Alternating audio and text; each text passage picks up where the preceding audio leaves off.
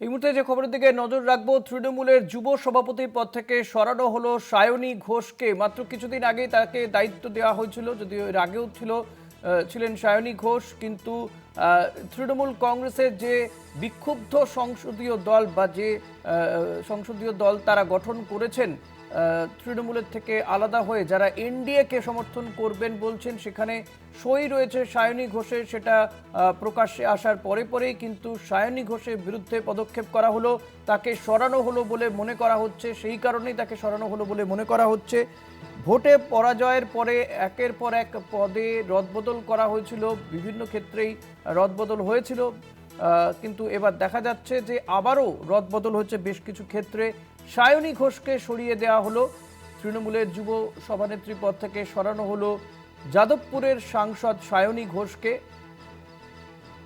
তৃণমূলের যুব সভাপতি পদ থেকে সরানো হচ্ছে সায়নী ঘোষকে। আজকে মমতা বন্দ্যোপাধ্যায় কালীঘাটের বাড়িতে দলের একাধিক শীর্ষ নেতৃত্বকে ডাকা হয়, বৈঠক হয়। যদিও কোন বিষয়ে বা কি নিয়ে বৈঠক সেটা জানানো হয়নি, তবে এই মুহূর্তে একে একে জানা যাচ্ছে সায়নী ঘোষকে সরানো হয়েছে যুব সভাপতি পদ থেকে। শাশ্বতী রায় রয়েছে আমার সঙ্গে। শাশ্বতী, তার পরিবর্তে কাকে নিয়ে আসা হলো, কি জানা যাচ্ছে বিষয়? আর দেখো, আজকে সন্ধ্যা থেকে ন্যাশনাল ওয়ার্কিং কমিটির একটি বৈঠক ছিল তৃণমূলের কার্যালয়ে। সেখানে তৃণমূল সুপ্রিমো মমতা বন্দ্যোপাধ্যায়, অভিষেক বন্দ্যোপাধ্যায় সহ শীর্ষ নেতৃত্বরা তারা উপস্থিত ছিলেন এবং সেখান থেকে সিদ্ধান্ত হয় সায়নী ঘোষের পরিবর্তে যুবর দায়িত্ব দেওয়া হচ্ছে অর্ণব ব্যানার্জিকে। যুব প্রেসিডেন্ট হিসেবে অর্ণব ব্যানার্জি থাকবেন এবং তার সঙ্গে আরো 3জন সংযুক্তভাবে কাজ চালাবেন, যুবর দায়িত্ব চালাবেন এবং ধীরে ধীরে জেলা, এরিয়া, ব্লক কমিটি তৈরি করা হবে, তেমনই সিদ্ধান্ত নেওয়া হয়েছে।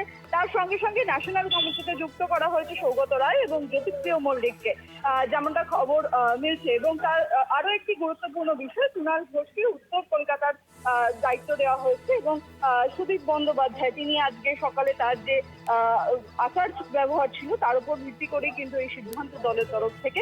এবং সব থেকে বড় বিষয়, ন্যাশনাল কমিটির সঙ্গে সঙ্গে বেশ কিছু গুরুত্বপূর্ণ পদে নিয়োগ করা হয়েছে একাধিক জনকে। তার মধ্যে মোশাররফ হোসেন রয়েছেন, যিনি সংখ্যালঘু সেলেও তাকে নিযুক্ত করা হয়েছে। তবে সব থেকে বড় বিষয়, গত যে বৈঠক হয়েছিল যেখান থেকে নতুন কমিটি গঠন করা হয়েছিল, সেখানে যুবর দায়িত্ব ছিলেন সায়নী ঘোষ। তার পরিবর্তে আজকে অর্ণব ব্যানার্জিকে যুবর দায়িত্ব তুলে দিল তৃণমূল সুপ্রিমো এবং সম্পূর্ণ সাংগঠনিকভাবে এই দায়িত্ব পৌঁছালো অর্ণব ব্যানার্জি।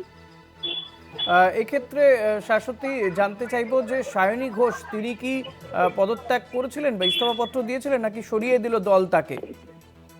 দেখো, সম্পূর্ণভাবে তাকে দলের তরফ থেকে সরিয়ে দেওয়া হলো। তার অন্যতম কারণ হিসেবে তার বর্তমানে কোনো গতিবিধি ছিল না, তিনি দলের সঙ্গে কোনো যোগাযোগ করছিলেন না এবং সব থেকে গুরুত্বপূর্ণ বিষয়, তার তরফ থেকে বারবার কোনো রকম কোনো বিবৃতিও আসছিল না। তিনি কি করতে চাইছেন সেই বিষয়ে দল কোনো সুস্পষ্ট মন্তব্য পাচ্ছিলেন না এবং সেখান থেকে দল মনে করছে বর্তমান পরিস্থিতিতে যুবর মতন একটি গুরুত্বপূর্ণ শাখা, সেটিকে সংঘবদ্ধ রাখা অত্যন্ত জরুরি। সেখান থেকে কর্মী সমর্থকদের মধ্যে যাতে কোনো রকম ভাবে বিক্ষোভ না তৈরি হয়, বিক্ষুব্ধ না হয়ে পড়েন একেবারে মানে তৃণমূলের গ্রাসরুট লেভেলে যারা কর্মী রয়েছেন তারা, সেখান থেকেই এই সিদ্ধান্ত এবং সেখান থেকেই সায়নী ঘোষকে সরিয়ে দলের তরফ থেকে এই সিদ্ধান্ত নেওয়া হয়েছে যে অর্ণব ব্যানার্জি তাই দায়িত্ব নেবেন। এবং সেখান থেকে এখনো পর্যন্ত সায়নী ঘোষের তরফ থেকে কোনো পদত্যাগপত্র বা কোনো বিবৃতি আসেনি যে তিনি বিদ্রোহী যারা এমপি রয়েছেন তাদের দলে সংযুক্ত হচ্ছেন কিনা, সেই বিষয়েও কোনো বিবৃতি তিনি দেননি। তাই এই বিষয়ে কোনো রকম কোনো সুস্পষ্ট ধারণা বর্তমানে নেই, কিন্তু দলের তরফ থেকে